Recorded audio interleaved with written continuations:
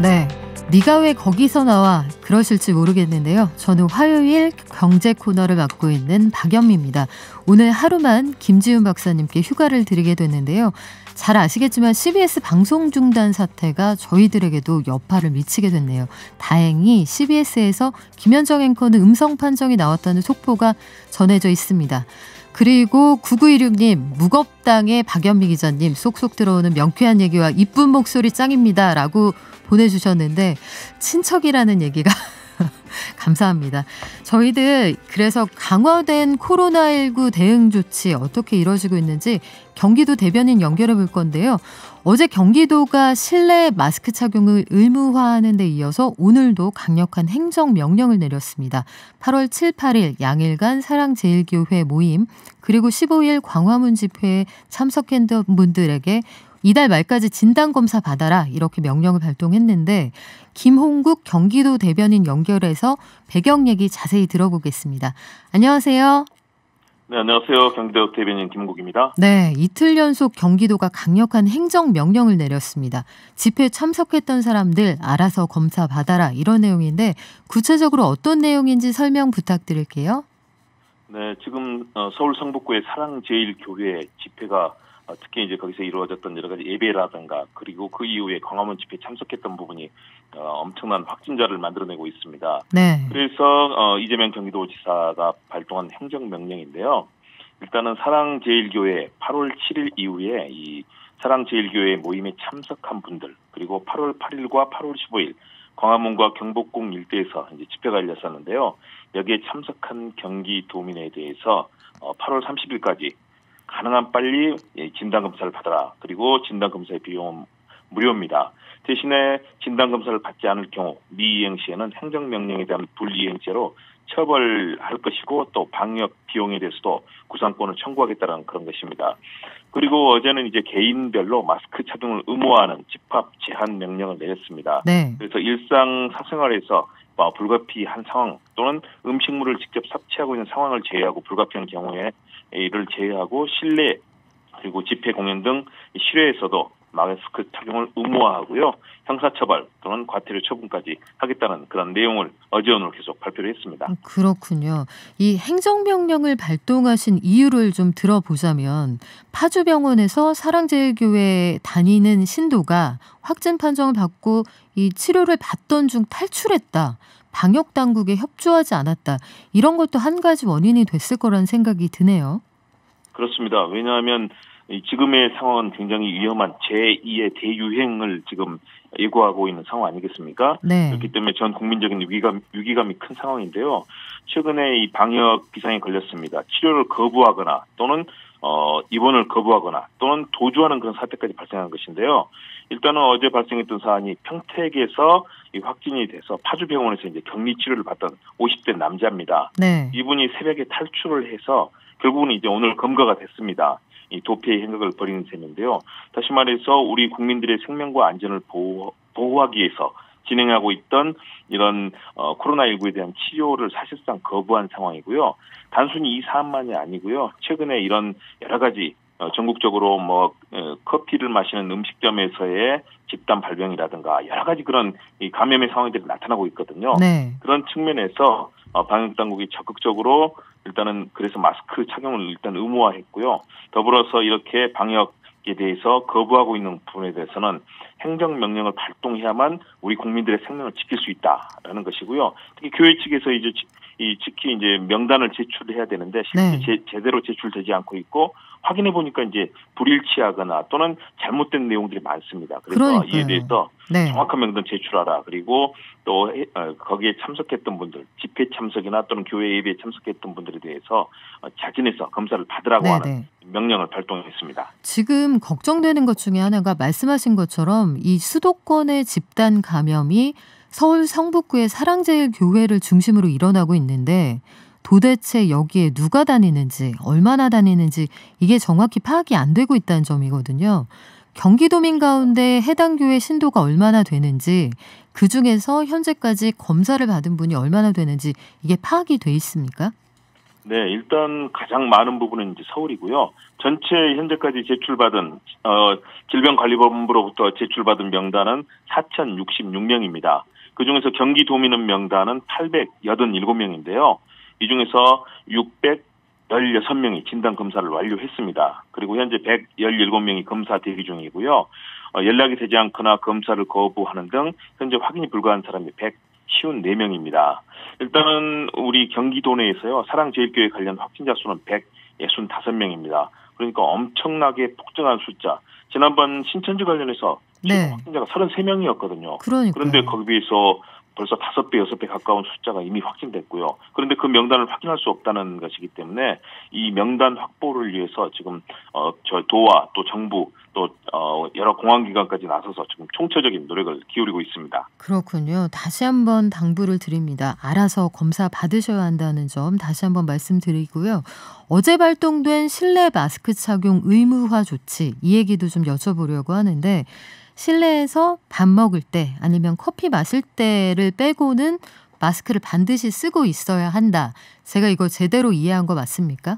네, 맞습니다. 일단 실내하고 실외 두 가지가 있는데요. 실내에서 특히 이제 이것은 경기도에서 발동이 된 행정명령이니까 경기도 내 거주자, 방문자를 대상으로 합니다. 실내에서는 원칙적으로 무조건 착용을 해야 된다.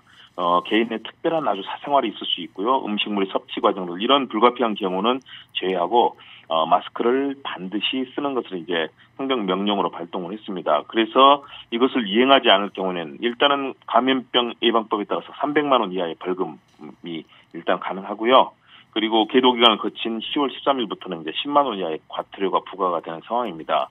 그렇기 때문에 실내에서 더군다나 이 조치가 나온 것들이 최근에 음식점이나 또는 커피나 음료수를 마시는 이런 카페나 이런 곳에서는 음식물을 마실 뿐만 아니라 대화할 때도 마스크를 벗고 있는 상황이 많습니다. 네. 최근에 파주 여러 군데에서 있었던 스타벅스라든가 음식점에서 이런 상황들이 발생했거든요. 그렇죠. 그런 측면에서 가능한 한 사람 스스로 혼자 있을 때도 사실은 그 가능한 한 그런 예방 조치를 취해야 되고요.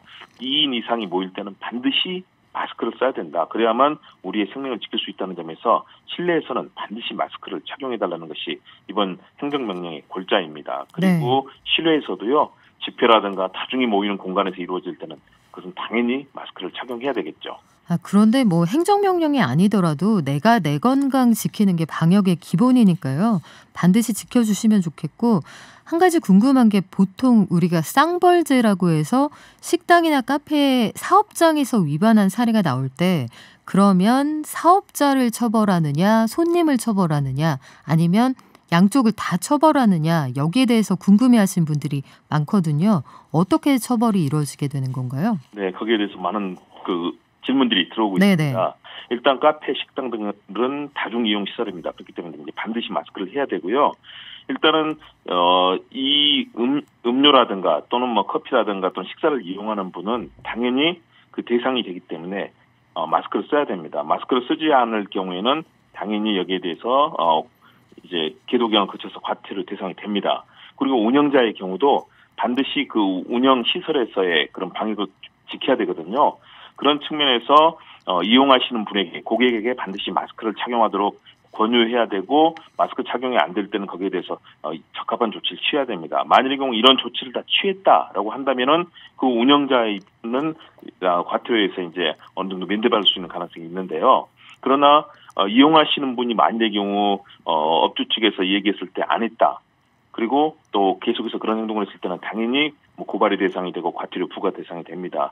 대신에 운영하시는 분들이 손님이 거부했을 때 어떻게 할 것이냐 이런 네. 고민이 있을 텐데요. 적극적으로 권유를 하고 그렇지 않을 경우에는 정중하게 사실은 이 객장에서 사실 나가줄 것을 요청해야 됩니다. 그러나 이런 상황이 사실은 사람마다 다를 수 있거든요. 아주 악성적으로 다른 사람에게 감염시킬 수 있는 가능성이라든가 이럴 때는 당연히 적극적인 고발의 대상이 되는 것이고요. 또 서로 간의 그런 협의를 통해서 잘 해결될 수 있다면 역시 성숙한 시민의식을 발휘하시는 게 중요하다고 봅니다. 일단은 전부 어길 경우에는 일단은 이용하시는 분이 일단 대상이 되는 거고요.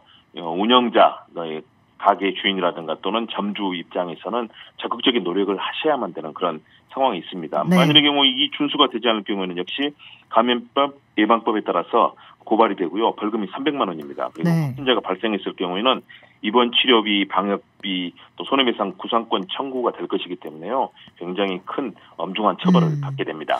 운영자나 손님이나 다 같이 조심해야 할 텐데 이게 그 행정명령을 발동한 지 얼마 안 됐습니다만 현재까지 실제로 위반돼서 이 적발된 사례가 있습니까? 현재까지 확정된 위반 사례는 없습니다. 시민들이 많이 지켜주고 계십니다. 네. 또 경기도민들 많이 지켜주시고 계시고요. 일단은 도에서도 그렇고 또 관련 시군구 31개 시군구에서도 현재 이제 계도 차원에서 그리고 방역 지침에 대한 이행 협조를 구하는 차원에서 지금 계속 현장 단속을 나가고 있습니다. 그러면서 적극적으로 혹시라도 안 하신 분이 있다면 이제 그런 권유를 하려고 하고 있는데요.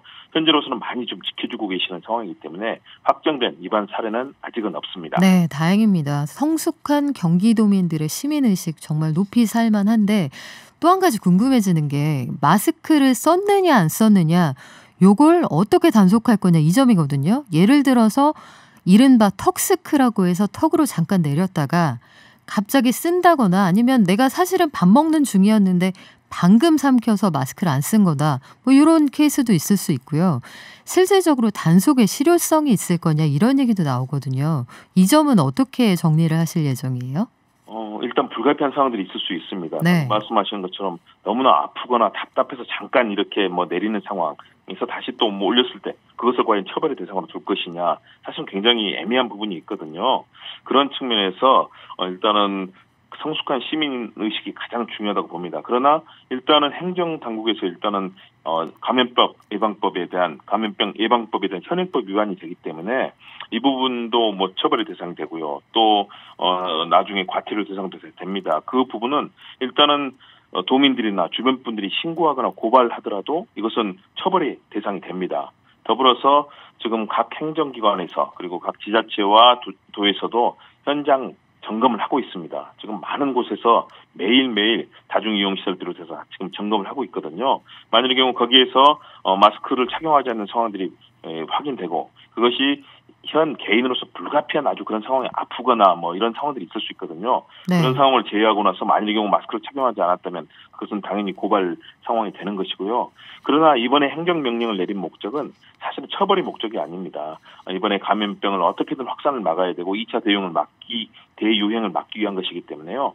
결국은 성숙한 시민의식을 발휘해 주셔야 될 거고 개인들, 가족의 안전, 또 국민들의 안전을 위해서 다 같이 비례해야 되는 측면이기 때문에 네. 방역당국에서는 적극적으로 관리할 거고요. 대신에 국민들께서도 또 도민들께서도 적극적으로 협력해 주시기를 저희가 당부를 드립니다. 네, 오늘 자정부터는 PC방이나 뷔페, 노래방, 300인 이상 대형 학원 같은 12가지 고위험 시설들이 영업을 중단하게 되잖아요.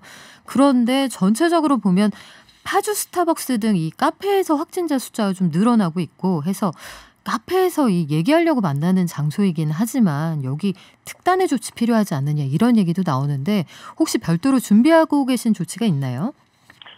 그 이후에 다양한 행정 조치에 대해서 준비를 하고 있습니다. 그러나 네. 예를 들어서 카페 같은 그런 것들 사람들이 만나야 되고 이런 일상생활의 모든 것을 사실은 금지하고 하는 행위는 사실은 사유재산과 또 민주주의 사회에서 불가피한 측면도 있거든요.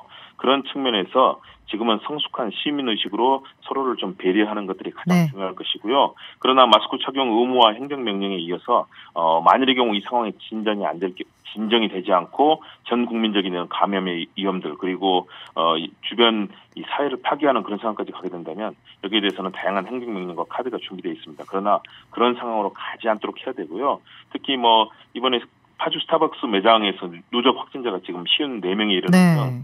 오랜 시간 동안 대화를 나누는 이런 장소들에서 문제가 생기고 있습니다. 그런 측면에서 이런 점포를 관리하시는 네네. 분 그리고 이용하시는 분들께서도 서로 배려하면서 결국 만들어가야 된다. 행정당국에서는 이를 위해서 적극적으로 협력하고 또 그것이 이루어지지 않을 때는 강제적인 조치까지 나서는 그런 여러 가지 시나리오를 저희가 준비를 하고 있습니다. 그렇군요. 보다 강화된 처벌 이런 얘기가 나오기 전에 성숙한 시민의식으로 우리가 이 위기를 극복해 나갔으면 좋겠습니다. 지금까지 김홍국 경기도 대변인과 얘기 나눴습니다. 오늘 말씀 고맙습니다. 네, 감사합니다. 열심히 저희들이 노력하겠습니다. 네, 화이팅입니다. 네, 고맙습니다. 네, 이웃나라 일본 얘기로 한번 넘어가 볼까 합니다. 이웃나라 일본도 코로나19 사태 속에서 상당히 고전하고 있는데 이 와중에 경제 성장률은 사상 최저치, 또 아베 신조 총리의 건강 이상설까지 연일 대두되고 있는 상황입니다. 아베 총리가 사흘간의 여름 휴가를 마치고 오늘 업무에 복귀를 했는데 일본 정가에서는 아베 총리가 조기에 내려올 수도 있다. 여러 가지 말들이 나옵니다. 일본 게이센 여학원대의 이영채 교수 연결해서 아베 총리를 둘러싼 여러 이슈들 함께 짚어보겠습니다. 교수님 안녕하세요. 네, 안녕하세요. 네, 아베 총리 얘기가 나올 때 사실 우리 국민들이 뭐 썩 유쾌한 소식은 많이 못 들어봤는데 일단 일본이 코로나19에 어떻게 대응하고 있는지 확산세는 좀 잦아들었는지 그 소식부터 여쭤볼게요. 네, 일본은 8월에 들어서서 거의 하루에 1,000명에서 1,500명 규모로 제2파 코로나가 지금 진행되고 있다고 보고 있고요. 근데 지금의 특성들은 오늘 같은 경우도 도쿄가 186명, 그런데 오늘 오사카가 187명으로 오히려 도쿄보다 지금 지방이 훨씬 더 확대되고 있는 것 같습니다.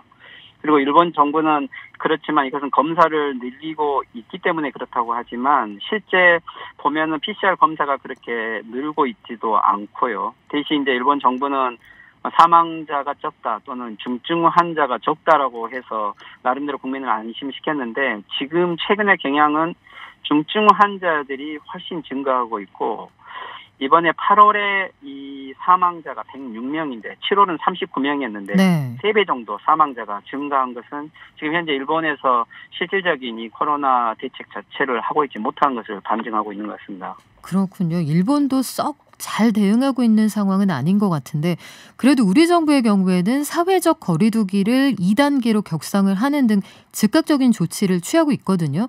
일본 정부는 어떻게 대응하고 있습니까? 네, 일본은 맨 처음에 시작이 공항에서 이 미즈기야 대책이라고 해서 공항에 물 쓸 틈 없이 막는다고 했는데 이거 자체가 처음에 실패를 했고요. 그다음에 이제는 집단 발생, 즉 클래스터만을 항상 대응을 하고 했는데 지금은 지방이라든지 음식점이라든지 다양한 클래스터가 발생하고 있어서 여기에도 특별한 대책을 세우고 있지 못하고요. 결국은 경제냐 코로나냐 이 두 가지 상황에서 결국은 코로나 대응은 손을 떼고 결국은 경제를 살리겠다라고 정책들을 썼지만 여기에 대해서 국민들의 반발이 너무 많아서 실질적으로 두 개 중 어느 하나도 대처를 하고 있지 못하고 있는 거죠. 그리고 아베 수상의 건강설이라든지 리더십이 좀 장기적으로 부재한 상황에서 실질적으로 일본 정부는 코로나 문제는 두 손을 놓고 특별한 대책을 하고 있지 않다라고 봐야 될 것 같습니다. 네, 참 안타까운데 한때 그 세계적인 선진국이라고 불렸던 일본의 방역 조치가 미비하다. 참 여러 가지로 충격적인 내용이 포함이 되어 있었는데 아베 총리가 여름휴가 마치고 업무에 복귀를 했습니다. 그런데 걸음걸이가 좀 이상하다, 건강이 안 좋은 것 같다 이런 얘기가 계속 나와요. 예, 오늘 3일간 짧은 휴가를 마치고 아베 수상이 오후부터 공무에 복귀를 했는데요. 공무에 복귀를 하면서 어제 그러니까 즉 게이오 대학에서 검진을 갑자기 받아서 이게 또 큰 어떤 억측을 낳았는데 네. 일단은 만전을 위해서 건강 진단을 받았다. 그리고 다시 공무에 복귀해서 노력하겠다라고 짧게 이야기를 했는데 오늘 국회에서는 오전에 이 아베 수상의 건강 이상설에 대해서 야당 의원의 질문이 있었고 네. 카토 후생상은 평소와 별로 다를 바 없었다라고 답변을 했지만 이 수상이 복귀하고도 바로 이 코로나 대책 회의를 하는 모습을 보였는데 하지만 건강설에 대한 억측은 계속되고 있고 이 복귀를 했지만 건강설을 전혀 불식시키지 못하고 있는 상황인 것 같습니다. 네, 복귀하고 나서도 여전히 전국이 어지럽다는 말씀 해주셨는데 일본 정부의 대변인격인 스가 요시히데 관방장관이 오늘 복귀한 아베 총리에게 이 관련해서 어제 TV 프로그램에 출연을 했더라고요. 좀 더 쉬는 것이 좋지 않을까라는 의견을 전달했다고 하던데 이건 어떻게 해석을 해야 됩니까?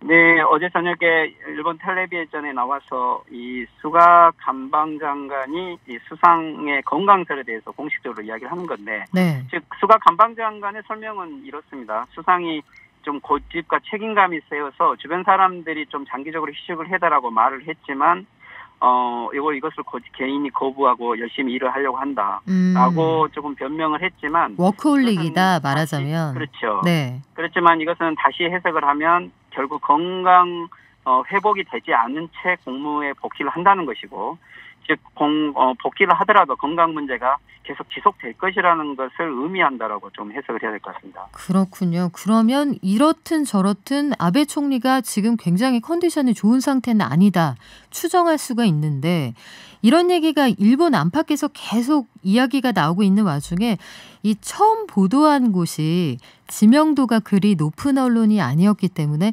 신빙성을 두고 말이 많기는 했거든요. 네, 그렇습니다. 원래 이것은 지난 8월 4일 일본 주간지 플래시라고 하는 그냥 조금 비유명 잡지인데, 여기에서 갑자기 수상이 관저 집무실에서 토요를 했다라고 기사가 게재돼서 처음에는 이게 그냥 가십성 기사 아닌가라고 좀 네. 이렇게 이해를 했는데, 토혈을 했다, 각혈을 했다는 얘기죠.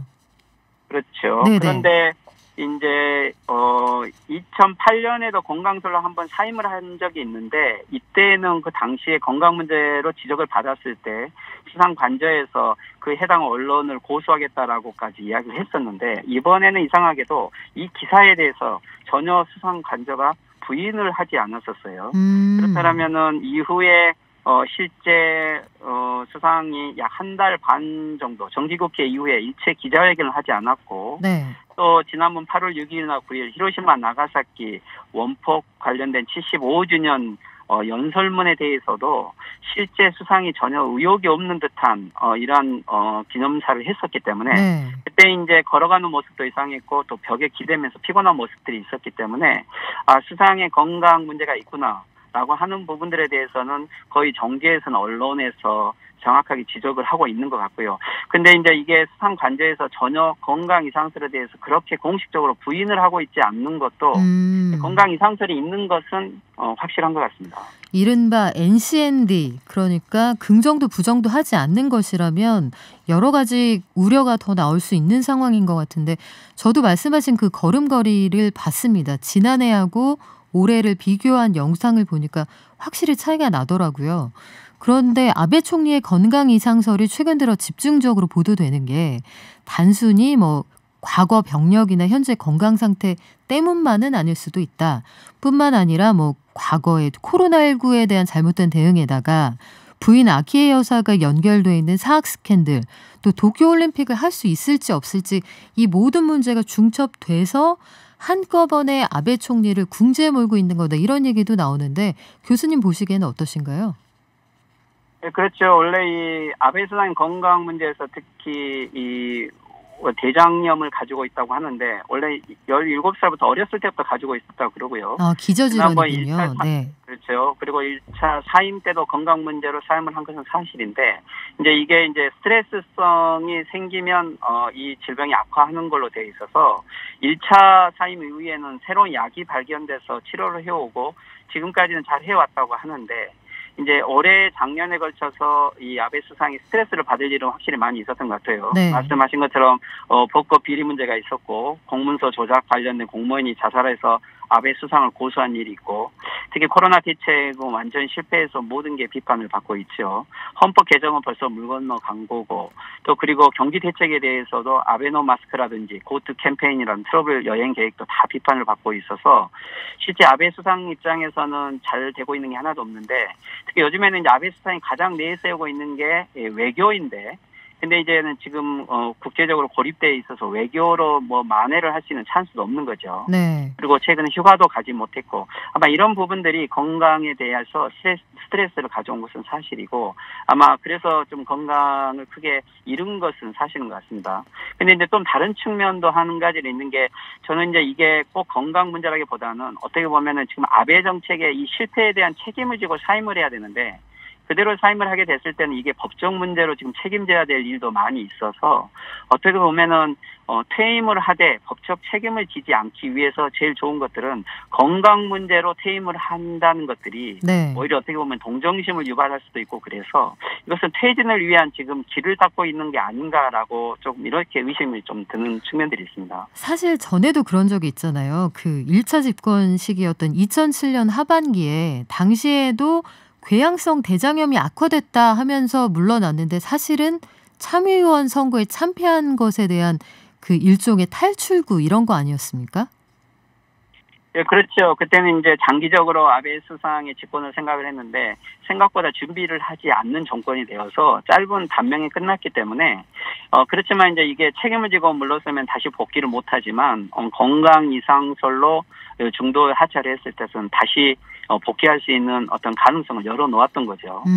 지금 같은 경우에 지금 수상 관저라든지 특히 어제 개요대 병원에 치료를 받으러 진단을 받으러 가는 장면은 좀 어색했는데 그 전날부터 이 수상의 측근들이라든지 또는 수가 감방장관들이 마치 병원에 가는 것을 예견이라도 하듯이 실제 병원에 들어가는 모습들이 정치적으로 좀 초점이 되었고 뭐 이것은 어떻게 보면 건강 이상설을 오히려 수상 관저에서 유포하고 오히려 이것들을 활용하고 있는 측면들이 네. 좀 많이 있다고 봅니다. 그래서 야당은 오히려 지금 요구하고 있는 것이 수상이 직접 자기 건강 문제에 대해서 설명을 해야 된다라고 오히려 요구하고 있고 오히려 이 상황을 좀 더 진지하게 좀 보고 있는 것 같습니다. 그렇군요. 이 정가의 시선도 마찬가지고 국민들의 여론도 궁금해지는데 앞서서 보면 그 정치적 스승이라고 했던 고이즈미 전 총리의 경우에도 아베가 거짓말을 너무 많이 한다. 책임지고 물러나라. 이런 얘기를 하기도 했고 정가에서 아베가 자연스럽게 정치적 부담을 덜면서 내려올 수 있는 포석을 깔고 있다는 느낌도 드는데 일본 정가의 분위기는 어떻습니까? 네, 일본 정계에서는 자민당 내에서도 고위 간부들이 실제 아베 수상이 연내에 퇴진을 할 거다라고는 대부분 예상을 하고 있는 것 같고요. 그리고 이제 언제가 퇴임 시점이냐를 지금 생각하는 시점이다라고 대부분 이야기를 하고 있고, 네. 그러니까 이제 아베 수상 이후 포스트 아베도 생각해야 된다 이런 말들이 이번 주에 들어서 아주 많이 나오고 있는 것 같습니다. 그렇지만 이제 수상 측근들은 계속 지속할 거다라는 말을 하고 있지 않지만 수상은 더 쉬워야 된다라고 말을 하고 있는 걸 보면 아마 빠른 시일 내에 수상의 퇴임 관련된 어떤 입장들이 결정되지 않을까라고는 좀 보고 있고요. 야당 입장에서도 그래서 그런지 지금 9월 말에 중연을 해산하고 10월 25일 날 총선거를 할 거다라고 하는 설들이 지금 정계에는 급속하게 퍼지고 있는 것 같습니다. 아, 그렇군요. 국회를 9월 말에 해산을 하고 10월 말에서 11월 초에 총선거를 할 수도 있다. 이런 얘기가 정가에서 나온다고 하셨는데 이 구체적인 시기까지 딱 점 찍어서 나오는 얘기잖아요. 이런 이야기들의 근거가 있을까요? 글쎄 일단은 지금 아베 건강설은 전혀 근거가 없는 이야기는 아닌 것 같고요. 네. 그래서 이 8월 말에 퇴진을 하느냐 9월이냐 이런 설들이 계속 나오고 있는데 만약에 건강 문제로 퇴진을 하게 되면 지금 현재 아베 수상 같은 경우는 자기 후임을 결정을 못했기 때문에 가장 유력한 사람은 지금 재무장관을 하고 있는 아소 부총리가 권한대행을 할 확률이 많을 것 같습니다. 네. 이것은 이전에 아베 수상의 건강 문제 퇴임을 했을 때도 이후에 아소 지금 경제부총리가 그 이후를 맡은 적이 있고 네. 아소 전 총리 같은 경우도 자기 임기를 제대로 채우지 못하고 중도에 그만뒀기 때문에 네. 그렇다면은 내년 9월 자민당 총재 선거까지 약 1년간 경우에 따라서는 임시 권한 대행 체제를 하면서 오히려 아소 부총리도 자기 명예회복을 할 수 있는 기회가 되고요. 지금 현재 아베 수상은 자기 후임인 키시다 전 외상이라든지 자기 후임이 아직 인기가 없는 상황 속에서 여하튼 시간을 벌기 위해서는 서로 이렇게 교체를 하는 방식들이 오히려 더 지금 자민당 어떻게 보면은 대회를 해서 자기가 가장 반대하는 이시바 전 방위상이 총리가 되기보다는 오히려 지금 아소 재무상이 권한대행을 하는 것이 더 유리하다라고 좀 판단할 수 있는 국면이 좀 바뀌어가는 거 있는 것 같습니다. 그렇군요. 우리와도 참 때려야 뗄 수 없는 가깝고도 먼 나라 일본의 이야기. 지금까지 일본 게이센 여학원대 이영채 교수와 얘기 나눠봤습니다. 교수님 말씀 고맙습니다. 네, 수고하십시오. 네. 네. 누구냐 넌 계속 물어보시는 분들 많으신데요. 오늘 하루만 김지훈 박사님께 휴가를 드렸습니다. CBS의 방송 중단 사태와 맞물려서 저희 출연자 중에 한 분이 검사를 받고 계셔서요. 미리 진행자 보호 차원에서 제가 오늘 하루만 이 자리에 앉았는데요.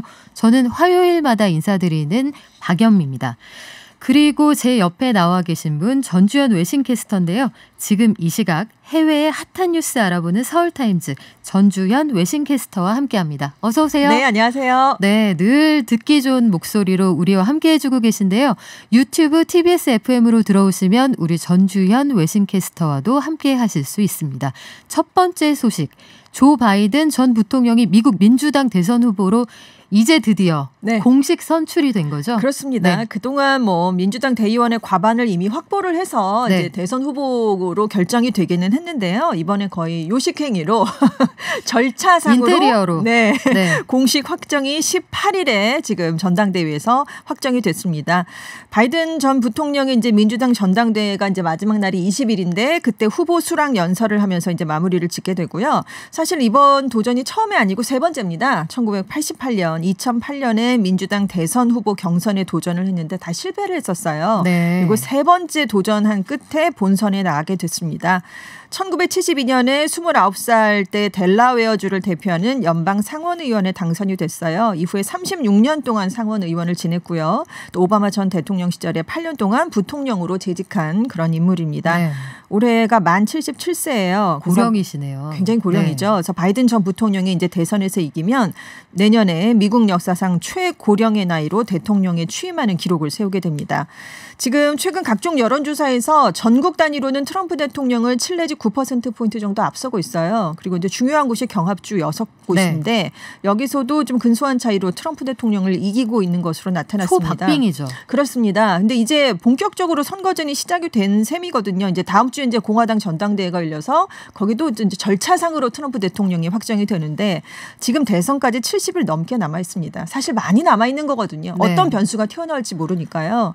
그리고 트럼프 대통령이 이제 네거티브 공세를 굉장히 많이 할 예정이고요. 이미 하고 있지만 네. 또 TV 토론이 남아 있습니다. 거기서 내가 꺾을 수 있다라고 자신감을 보이고 있기 때문에 지금 바이든 후보가 조금 앞서가긴 하지만 그 안심하기는 이르다 이런 지적도 만만치 않습니다. 네, 원래 인사는 당이 붙어봐야 아는 거잖아요. 네, 그렇죠. 끝날 때까지는 끝난 게 네, 아닙니다. 그렇습니다. 근데 그 와중에 바이든 전 부통령이 불륜으로 현재의 부인을 만났다. 네. 질 바이든의 전 남편이 이런 주장을 하고 회고록도 낸다고 해서 지금 정가가 들끓고 있어요. 그렇습니다. 지금 바이든 전 부통령이 후보로 확정된 그날에 바로 이제 지금 질 바이든의 전 남편이 나는 누구도 해치고 싶진 않지만 사실은 사실이 아니냐. 바이든 전 부통령이 아내를 미팅에서 만났다는 건 날조된 것이다. 이런 주장을 하고 나왔습니다.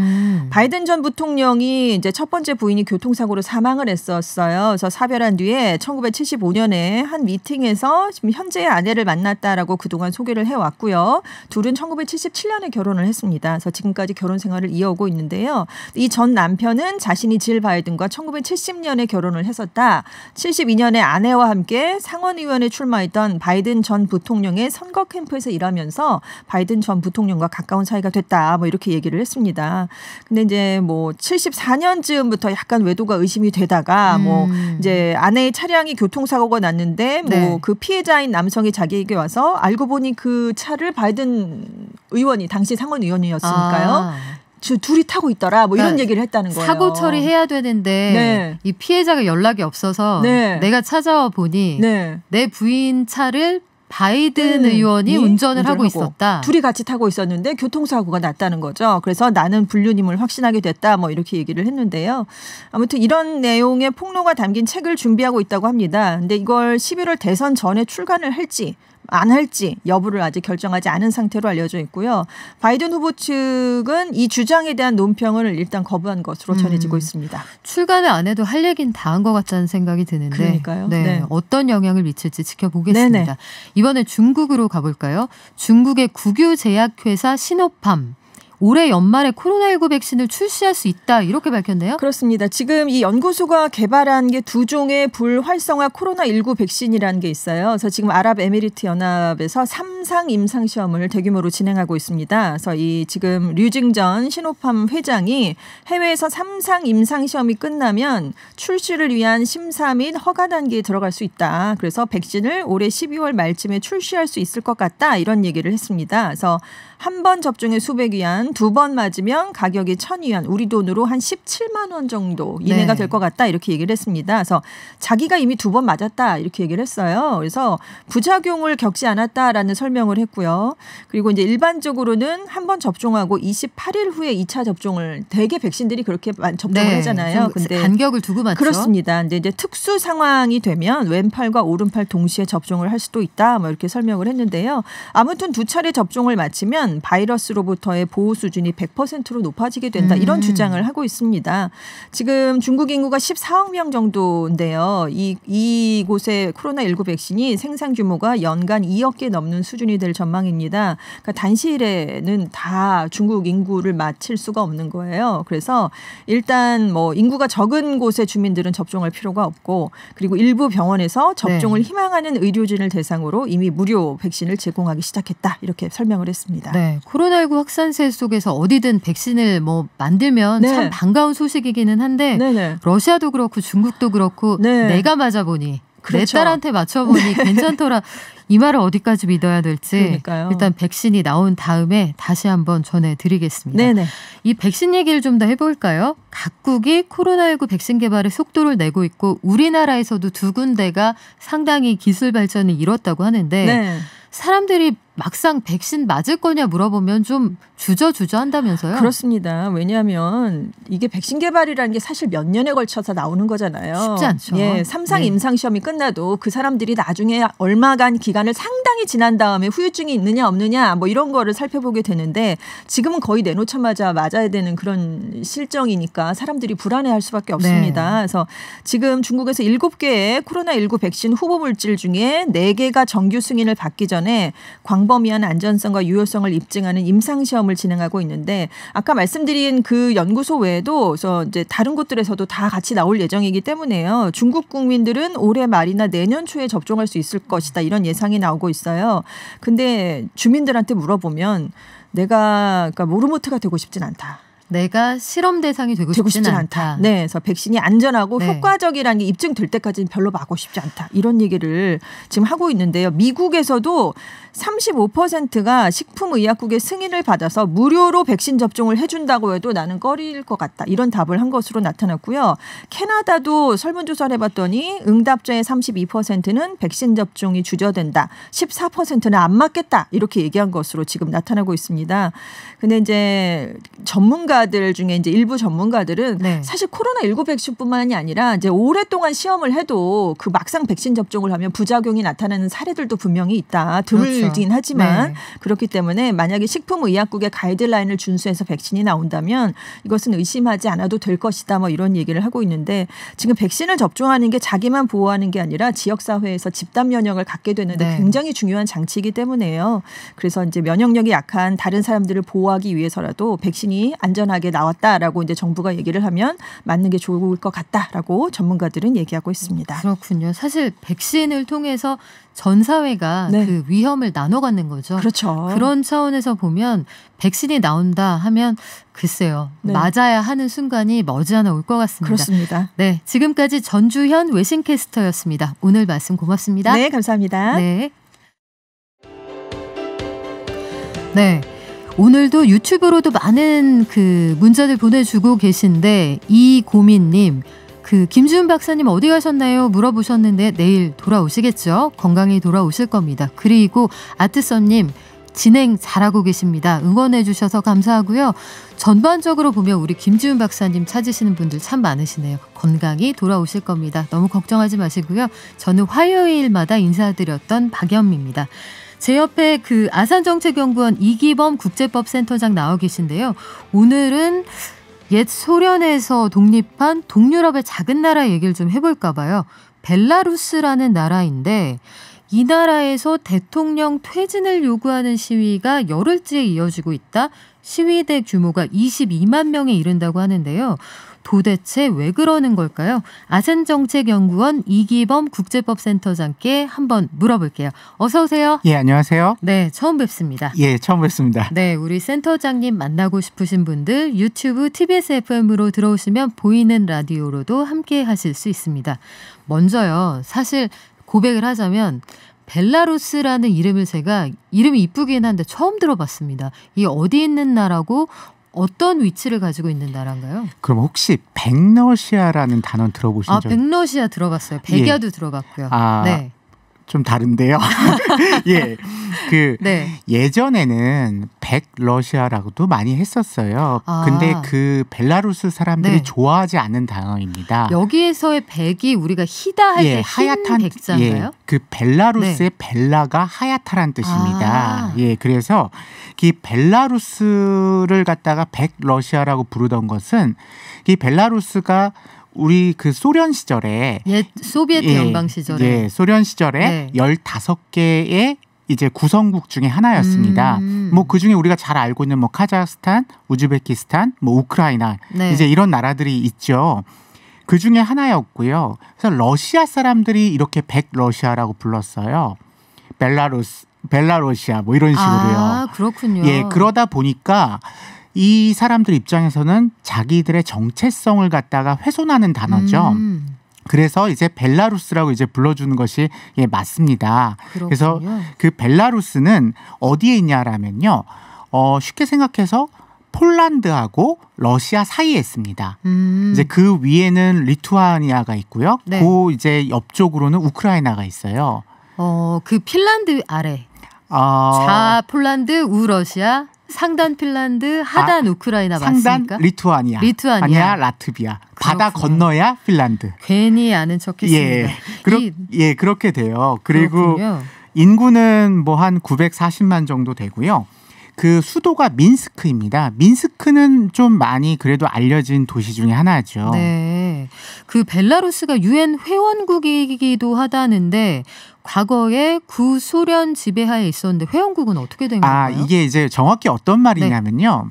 회원국이야 뭐 되는 게 어렵지 않죠. 지금 전 세계 거의 모든 국가가 이제 유엔 회원국이니까요. 근데 벨라루스는 분명히 제가 지금 말씀드린 것처럼 구소련으로부터 분리 독립을 한 나라입니다. 그러면 이제 1991년에 독립국가가 됐는데 1945년 유엔이 만들어질 때부터 유엔 회원국이었습니다. 우리보다 선배네요.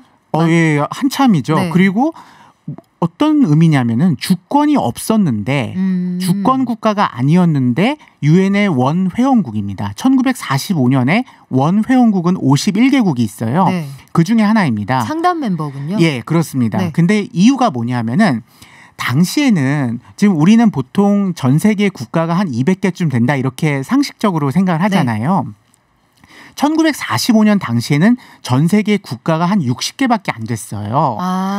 예, 그러다 보니까 소련이 이제 생각을 해보니까 구성국이 15개거든요. 네. 15개를 전부 다 유엔 회원국으로 만들고자 했어요. 하나하나 등록을 하면 우리 쪽 표가 많겠구나 이렇게 생각한 거군요. 예, 그러다 보니까 이게 그 당시 국제사회가 받아들일 수가 없었습니다. 그렇죠. 그런데 또 그렇다고 해서 소련이 저렇게 나오는 것을 무조건 반대하기가 어려우니까 냉전 시대였으니까요. 그 직전이었습니다. 네. 냉전이 일어나기 직전이었는데 냉전으로 시동 걸기 직전. 예, 그래서 그 소련이 제안한 것 중에 일부를 들어줬는데 우크라이나하고 벨라루스는 쉽게 말해서 주권 국가가 아닌데도 유엔의 원 회원국이 됐어요. 두 개는 받아준다. 그렇죠. 이렇게 합의가 된 건데. 그래서 소련은 유엔 총회에서 당시에 3표를 행사할 수 있었습니다. 그렇군요. 예. 그런데 이 나라에 대한 배경은 제가 충분히 이해했는데 이 나라에서 왜 대통령 퇴진 시위가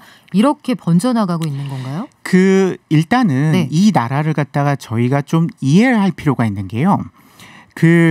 대통령이 지금 초대 대통령이 지금까지 대통령을 하고 있어요. 초대 대통령이요? 예, 루카셴코인데요. 알렉산더 루카셴코라고 합니다. 이분이 몇 년째 하는 거죠? 이제 26년 정도로 보시면 됩니다. 네. 그래서 1994년에 초대 대통령이 돼서 지금까지 6선을 하고 있어요. 6선. 예, 그런데 그 8월 9일 날, 지난 8월 9일 날 6번째 이제 대선에 출마를 해서 당선이 됐다고 발표가 됐는데, 야권에서는 이게 지금 문제가 있다, 뭐 부정선거다, 네. 이상하다 이러면서 이제 지금 승복을 하지 않고 있는 상황입니다. 약간 냄새가 나는데요, 6선은.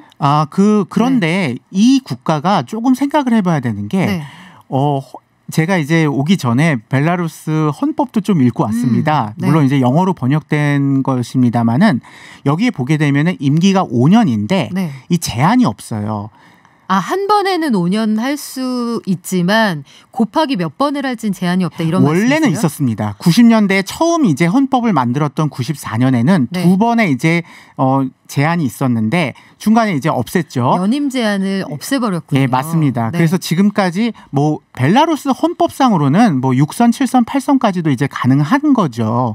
그리고 루카셴코 입장에서는 지금 자기는 퇴진할 생각도 없고 영원히 대통령이라고 생각을 합니다. 네. 그래서 루카셴코의 이제 별명 자체가 유럽의 마지막 독재자입니다. 그렇군요. 그럼 권력도 막강하겠어요? 권력이 어느 정도 막강하냐면요. 네.